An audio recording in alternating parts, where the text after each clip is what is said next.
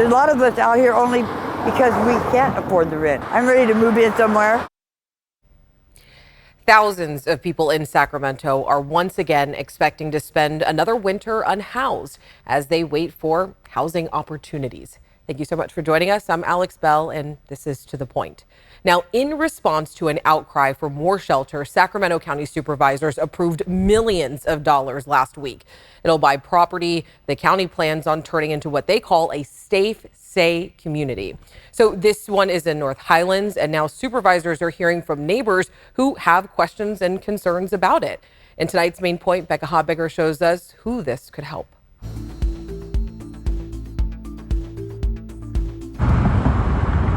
Unhoused with signs of winter on the way. I can't afford to heat my place, so I live out here without heat. Susie Young, her trailer, pickup truck, and dog Puzzle all stay along Roseville Road in Sacramento County's Foothill Farms community. Here she's living just 4 miles from 4837 Watt Avenue in North Highlands, the site of the county's third proposed safe stay community. The county calls safe stay communities low-barrier, full-service shelters located proximate to where unsheltered encampments exist in the community. They provide spaces where people living unsheltered can safely stay while engaging in necessary supportive services to aid them in exiting homelessness. Emily Helkin, the county's director of homeless initiatives, told supervisors the Watt Avenue community is different from the other two in the pipeline. It is the first site that will allow us the ability not just to provide indoor sheltering, but also to provide safe parking. We know we have a lot of people currently living in their vehicles and unwilling or unable to give up those vehicles to come into a traditional shelter. This is a really unique location in the unincorporated county. As you are well aware, it's also in an area which has a lot of unsanctioned encampments up and along Roseville Road, in the McClellan Business Park, and elsewhere in this community. Young says if the parking area would accommodate her trailer and truck, she'd go in a heartbeat. After living like this for the better part of a decade, she says she wants a safer place to park. I don't even like being out here. This street's way too busy for me. Ultimately, she says she wants housing, but it's unaffordable. I'm on the lowest income there is, and I can't even, if I get a place to live, then I can't eat. Or I can pay the utilities, like the electric one month and then like the gas the next month, and so I'm always a month behind. This Watt Avenue Safe Stay community is in Supervisor Rich Desmond's district. We have dual responsibilities on this board. One is to those who need help. You know, those who are unsheltered living on our streets and open spaces or in their RVs. But we also have an obligation to ensure a high quality life for our small businesses and residents in their neighborhoods. Leaders discussed this last week at the meeting where they approved the nearly $23 million to purchase the land and building. Rick Eaton of Sacramento Area Congregations Together called in to say he supports the project, but he has a few concerns too. One is a little concern about equity. All three of the safe communities that are in the pipeline now, as of this one, are in lower income communities. We think that's problematic, that all communities should, if possible, share in providing solutions for homelessness. We can hopefully continue to find other perfect locations so that we have the capacity to really take back control of our business districts and our residential areas and our parkways and our streets. I asked Young what she'd like to see at the Watt Avenue Safe Stay community. Maybe like a food service that comes out maybe to help deliver food. Definitely the showers, laundry area, mental health out there too, mental health workers, things like that. Maybe visits from, the doctors or something every once in a while, every month or so. A lot of great suggestions there. Becca's with us right now. And Becca, part of the reason why county leaders chose this location on Watt Avenue is because it is close to a health clinic. You're right. There is a clinic adjacent to it that's already serving the unhoused community. Look, you heard straight from Susie Young. She says she wants to be in housing. She simply can't afford it and the bills that come along with it. She says if she could park her vehicle somewhere that's safe, that has services, it would give her a lot of peace of mind. I spoke yesterday with a couple who didn't want to go on camera. They live near Susie, but they said they feel ashamed to be homeless. They say they have a young son, and the mom said he doesn't know anything else. He doesn't know that this life can be better. Really heartbreaking. Oh my gosh. Yeah. Sorry, that's a lot to take Yeah. in that he doesn't know any better. Yeah. Wow. And they want to be out of this situation. They just can't afford housing. They just cannot afford it. And at the same time, there are a lot of people that do not want this near where they live as well, right? Right. Yeah. The supervisors say at this point they're hearing a lot of questions and concerns opposed to outright opposition. There was a public meeting last night where neighbors could ask their questions and concerns. Here's what some of them had to say. My concern is in North Highlands is that we are becoming a dumping ground. I think it's a possible solution, probably one of many. When we're dealing with record numbers of homeless people, anything is beneficial. And we should mention that the Watt site, it's nowhere near completion. Right. Susie and others will not be spending the winter there, unfortunately. At this point, just the money to buy the lot has been approved. County leaders say they anticipate more money will be needed soon to build kitchen facilities and security and things like that. The proposal will go back to board members later this month, and they'll discuss more how they plan on running it. So still very much in the early stages, but the money for the site is approved. All right, Becca, thank you. All right, the first big storm of the season was yesterday, but today it is still giving us some active weather. I was actually in the rain earlier today, Monica. So what's the latest that we got right now? We are continuing to track areas of showers right now, as you can see with our radar. Areas of showers pushing through the valley, especially just off to the west of Yuba City, where we've had some isolated thunderstorms moving through. Spotty snow showers through the Sierra, both north of I-80 in the 80-50 corridor and south of Highway 50, with that snow line continuing to try to press its way down. A big blast of cold air interacting with this, also aiding in the instability and the pop-up thunderstorms we've been seeing. As far as our winter storm warning, that continues until 8 o'clock tonight. Winter weather advisory also in place until 8 o'clock for tonight. Now, as far as our snow totals, anywhere from 5 to 12 inches of snow earlier today. Picked up another couple of inches coming in from those late day snow showers. Rainfall for today, less than 1/10 of an inch in the valley, but closer to 0.15 of an inch in Placerville. For the rest of tonight, we're not quite done with the shower activity yet, especially right around 10 o'clock, where you can see that line of showers pushing its way eastward here. That will transition to snow as we head up into the higher foothills and the Sierra. Everything winding down, though, by early tomorrow morning, making for a frosty start to the day. We've got lows, Alex, starting in the upper 30s to near 40 for Thursday morning. I'm not mad at it, Monica. I love the cold weather. All right. Now, the cold weather, it brings more sickness, but an early surge in respiratory hospitalizations is worrying healthcare providers. So after the break, we're taking a look at the potential for a winter triple-demic. Between COVID, the flu, and now the respiratory illness, RSV, we may as well have a triple-demic in store for us this winter. So RSV has made an early appearance and is running rampant around the country and pushing many kids into hospitals, including right here in Northern California. Now, Dr. Natasha Nakra at UC Davis believes that the health pandemic precautions left kids unexposed and lowered their immunity. And she says that the surge is really testing the already limited capacity. We try to accommodate them here as much as we can by moving patients around, potentially putting children into adult units if they're old enough to be there. And if, we are at capacity, then we do start to turn patients away, unfortunately, and look at what other hospitals in the area can take them. But the fact that we're encountering this so early this year is concerning, that as we move into December and January, which tend to be our more busy months for respiratory viral infection, that all of the hospitals in the area will be at capacity. Here's the outlook healthcare providers are giving California right now. RSV infections are much higher now than around this time in previous years. CDC data shows an 11% positivity rate for PCR tests. And then flu cases are also trending up, and higher rates of infections early on usually predict a more severe flu season, as you might expect. And if things unfold anything like they have in the past 2 years, COVID infections may creep up after Halloween.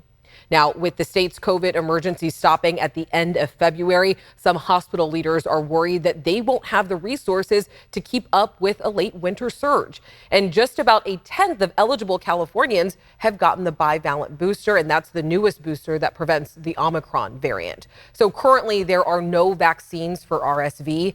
Pfizer has submitted a vaccine for FDA approval at the end of the year. But in the meantime, Dr. Nakra says that the best plan of action is to do some very simple things. Wash your hands, wear a mask, get your COVID vaccine as well as your flu vaccine.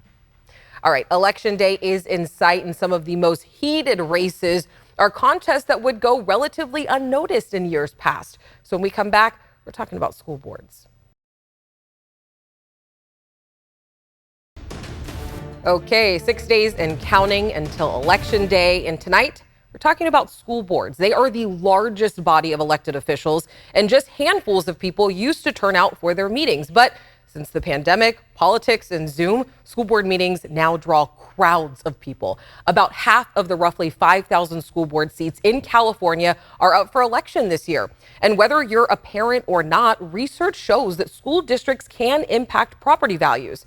So tonight, we explain what school boards really do and how their politics are making more headlines than declining test scores. School boards are hugely important. They hire and fire the superintendent, who is the boss of the entire district. School boards decide on curriculum, and they also decide on school closures and school openings. That school boards create the vision of education for a given district. That's Carol Lloyd, editorial director of Great Schools, a nonprofit who focuses on helping parents understand the roles they play in their students' education, from understanding data to advocating for improvement or explaining what school boards do. It's typically a nonpartisan election. That doesn't mean that people don't have strong views, and you wouldn't be able to notice. By reading someone's views, you might be able to glean what their background is. You might be able to find out who's funding them and why they're funding them. And that might give you insight into whether or not you agree with this candidate. But it's one of those election areas which is not run by the Democratic Party or by the Republican Party because of the hot button issues that have been raised, and some groups seeing school board elections as a way to build political momentum in one direction or another. I do think that the school board elections have become more partisan. This year, the California Republican Party is making its biggest push to get candidates in school board seats. I sat down with Samia Kamal. She's a political reporter at Cal Matters, a nonprofit, nonpartisan news organization who's been covering the political push in school board elections. Let's start with the California Republican Party. How have they really changed the landscape of school board elections? We don't typically see the state parties get involved in these local races. You know, you might see county parties endorse candidates, but the California Republican Party has this program called Parents Revolt, and they were recruiting candidates, they were providing information, best practices on tips for running, how to succeed, who should run. But this program was new. This is new, yeah. So what's the end goal here for California Republicans? What is the strategy, and why do they want to get school board candidates in these seats? So there are two goals. One is to build a backbench of candidates who might run for, higher office later on, and that's part of like this big picture strategy of, reinforcing and growing the California Republican Party in the state. But it's also, trying to get more people out to the ballot box who might not be voting. And how effective are they at recruiting candidates? How's the program operating so far? So the California Republican Party hasn't shared how many people have been recruited.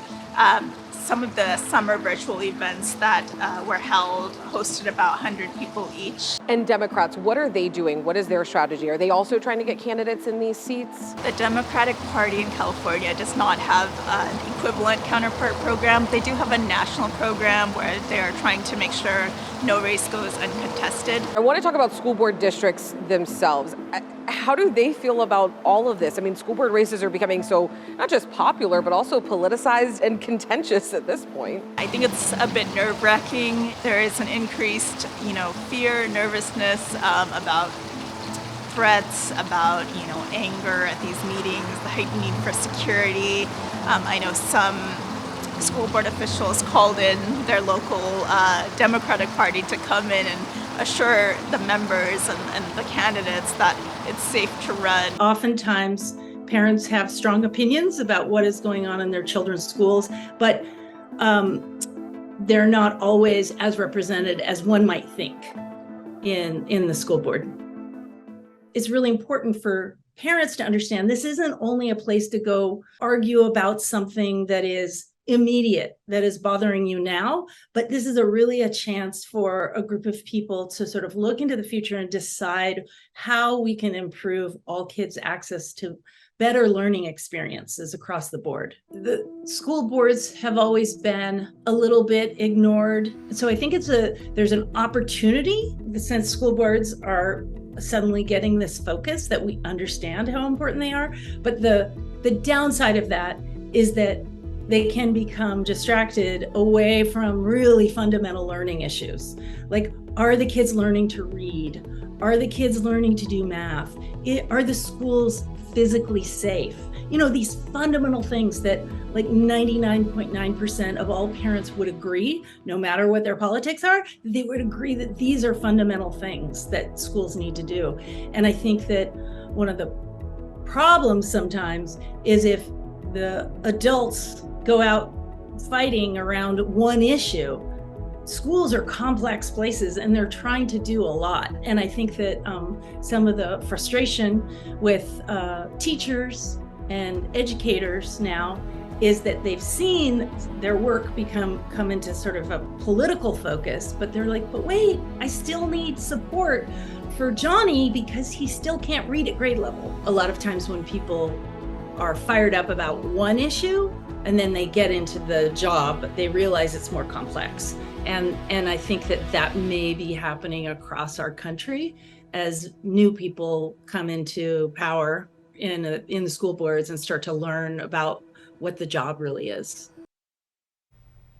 When considering a school board candidate, Carol also says that you should check to make sure that they are committed to helping schools, or are they just trying to advance their political career? So you want to make sure that you have someone who understands your district's policies, their guidelines, needs, challenges, and their strengths. All right, let's take a look outside at our Gilmore backyard here. Cooler temperatures, as Monica mentioned. So right now, Sacramento is seeing 56, Stockton at 54, same thing over in Modesto. And here's a quick check of your 10-day forecast.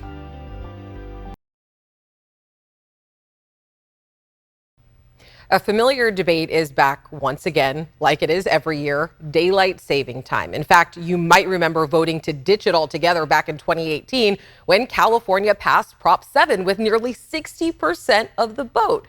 But first, let's have a look at why we even have it at all. So daylight saving time was put in place for all states permanently back in 1966 under the Uniform Time Act, and the duration has been changed twice since then, once in 1986 and then the extended schedule that we have now, which happened in 2005. But Congress has stopped short of putting the extra hour in place for an entire year.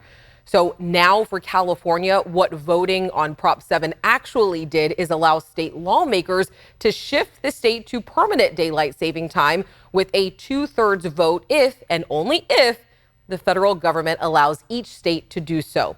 And you might be thinking, well, didn't the Senate vote to approve year-round daylight saving time back in March? They did, but any movement on the shift to full-time daylight saving time has just stopped dead completely in the House. And here's one of the reasons why. Take a look at this map. It's from the Washington Post, and it shows where some of the latest sunrises in the United States would be if daylight saving time was put in place for the whole year. While it wouldn't impact much of us here in California, some places in the far western parts of each time zone, they wouldn't see the sunrise until well after 10 a.m. on the shortest days. So yes, most Californians do favor going away with setting the clocks back, but we are still waiting on lawmakers in Washington before that ever becomes a reality. I would not hold your breath. All right, thank you so much for joining us. We hope you have a great night. We'll see you tomorrow. Hey, it's Alex. Just wanted to say thank you so much for watching. I really love hearing from everyone, and I hope that you'll stay in touch. Reach out to me on Facebook at AlexBellTV, or you can email me at tothepoint@abc10.com, or you can even send me a text message at 916-321-3310.